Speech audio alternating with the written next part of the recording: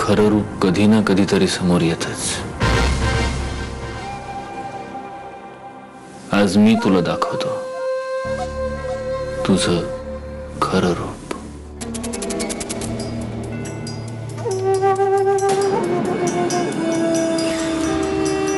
सत्यजित, हे काय करतोय तू? हे तुझं सत्यजित, सत्यजित सोड, सोड मला, सत्यजित।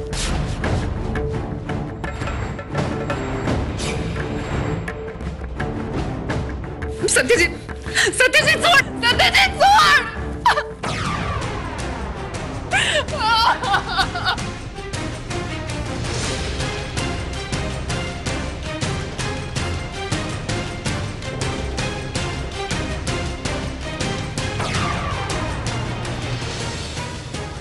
हे आहे तुझं खरं रूप, इतकंच विद्रूप आणि इतकंच विकृत। तुझं माझ्यावर प्रेम आहे म्हणतेस आणि माझ्याच आयुष्यात विष घालवण्याचा प्रयत्न करतेस। पुन्हा जर माझ्यात आणि मंजेरीमध्ये यायचा प्रयत्न केलास तर तुला आयुष्यभरासाठी विद्रूप करून टाकेन, लक्षात ठेव।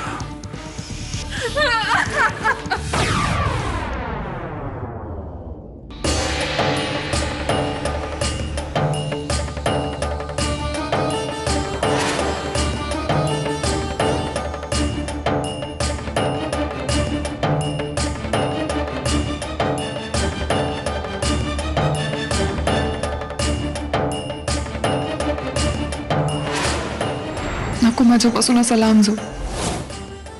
तुझ्या आयुष्यात दुसऱ्या कोणासाठी जागा नाही। तुला जर मी अशी आवडत असेल तर मी अशीच राहीन। नको माझ्यापासून असा लांब जाऊ। तुझ्या आयुष्यात दुसऱ्या कोणासाठी जागा नाही। तुला जर मी अशी आवडत असेल तर मी अशीच राहीन।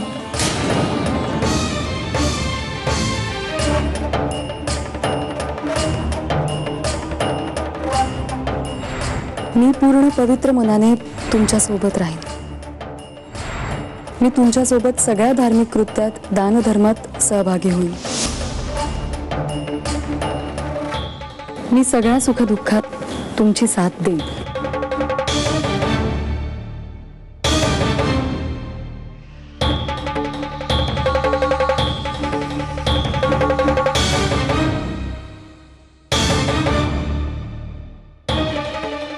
माझ्या इतकं जीवापाड प्रेम तुझ्यावर कोणीही करू शकत नाही। सत्यजित, गेलं वर्षभर जवळजवळ मी तुझी मटिंग म्हणून राहिली आहे।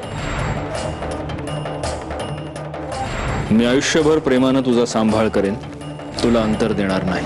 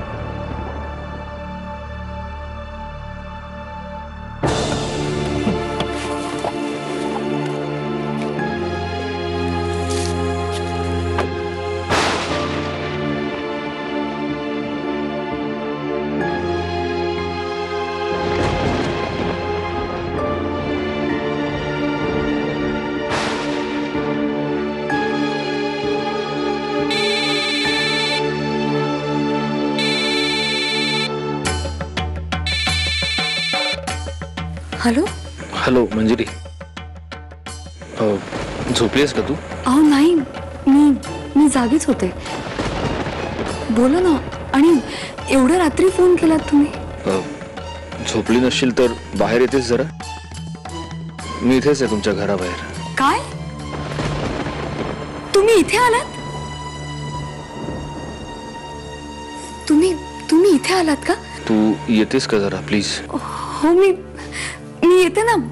आलेच, लगेच येते खाली.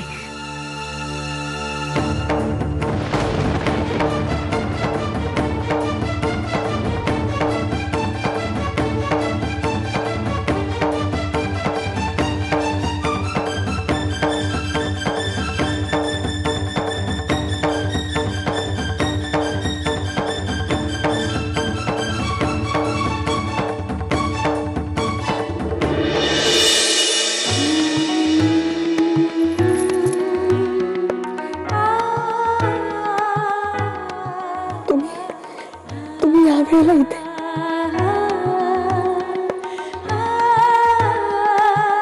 काय आलीस तू मला सोडून इतक्या लांब?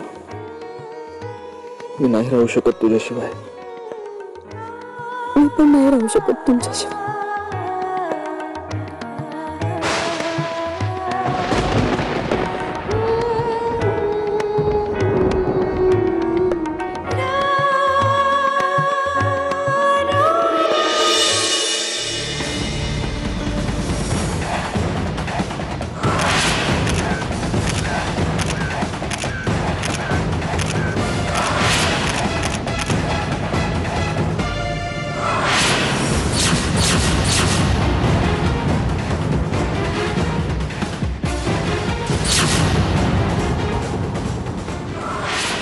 सत्यजित, चांगला नाही वागलास तू.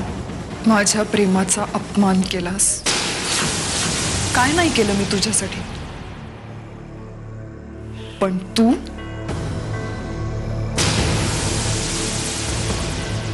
तुला माझं प्रेम कधी कळलंच नाही. सारखा मंजिरी मंजिरी मंजिरी, बस, दुसरा विचारच नाही. आजपर्यंत तू मला हवा होतास कारण माझं प्रेम होतं तुझ्यावर, पण तू या प्रेमाची ही किंमत केलीस.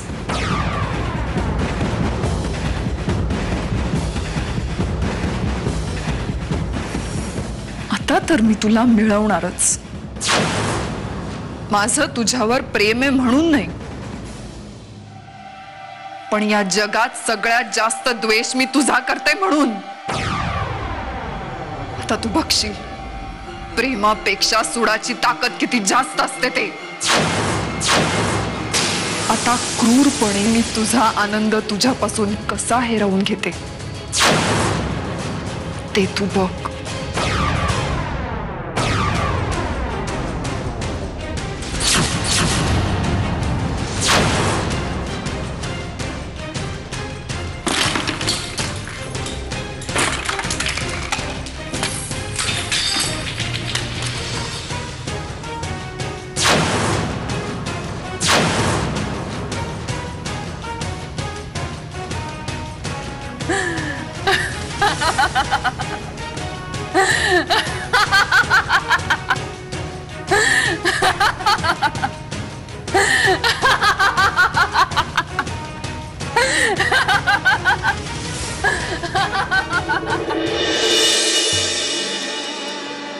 मला खूप आठवण येत होती तुमची, आणि भीती सुद्धा वाटत होती. भीती? माहित नाही कसली, पण खूप अस्वस्थ वाटायला लागलं होतं.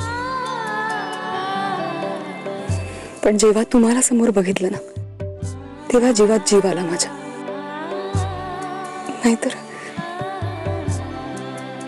नाहीतर असं काहीतरी घडलं असतं की मी पुन्हा कधीही तुझ्या समोर उभा राहू शकलो नसतो.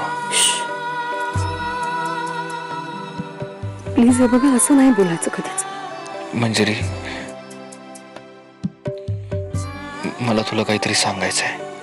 नाही, आत्ता नको.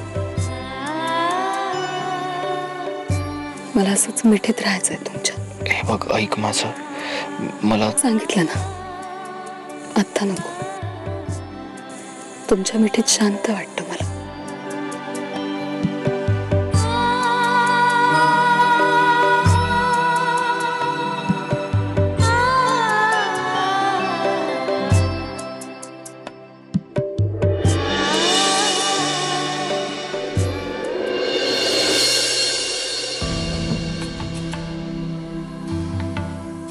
बाबा बाबा, हा बघा तिचा फोन. हा आतमध्येच होता. कमाल आहे, कमाल आहे. घरामध्ये एवढी सगळी माणसं असताना मंजिरी कुठे गेली कोणालाच कसं काय ठाऊक नाहीये. आणि काय ग, काल दोघी एकाच रूम मध्ये होतात ना? हो काका, इनफॅक्ट बराच वेळ ते रूम मध्ये जागी पण होती. पण मग नंतर काय झालं काहीच माहित नाही. अहो, काल रात्री ती देवघरातच होती. देवा, काय बिनसलं या पोरीचं काहीच कळत नाहीये. मला वाटतं मलाच बाहेर पडावं लागेल आता.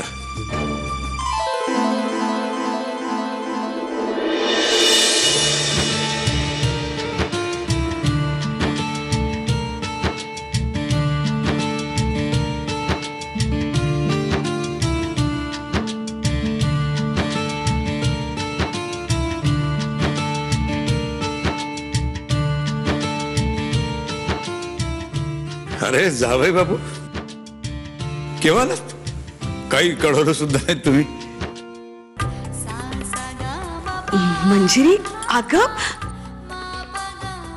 या ना, बसा. नाही नाही, मी निघतो. जावई बापू, आमचं काही चुकलंय का? नेहमी तुम्ही आल्या पावली परत जाता. खूप वाईट वाटतं आम्हाला. हो नाही, असं काहीच नाहीये. मी जरा घाईत आहे म्हणून. हे काय, घाई नेहमीच असते तुम्हाला.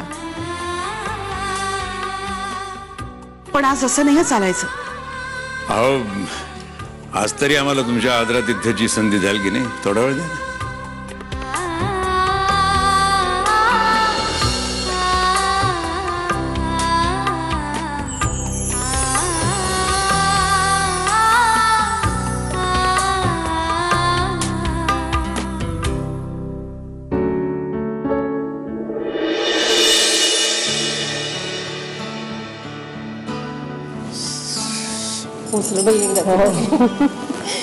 अरे प्रिया, बरं झालं प्रिया तू फोन करून ठेवला होतास. अगदी छान दर्शन झालं देवीचं. डोळे भरून बघता आलं तिला. तिच्या पायाशी थोडा वेळ बसताही आलं. काय ग, काय झालंय? काही नाही.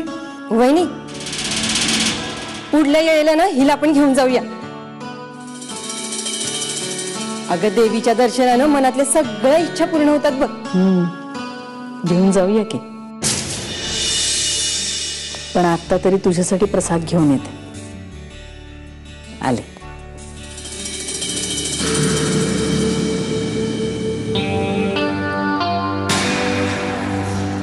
प्रिया, काय ग, काय झालं? आणि हे काय सूतक असल्यासारखे काय कपडे घातलेस? आणि तुझा का चेहरा पडलाय? हा, जा नेहमीसारखी चांगली नटून थटून ये. जा. नटायची हाऊस भागली आत्या.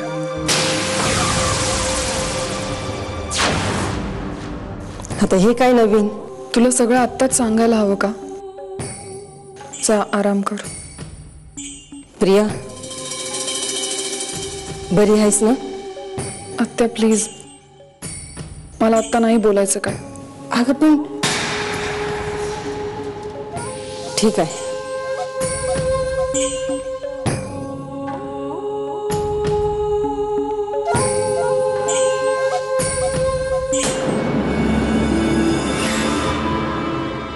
मला तुला भेटायचंय आत्ता. पण आता जेवूनच जायचं. नाही नको, खरंच नको. मी निघेन आता. मी नाही, आम्ही.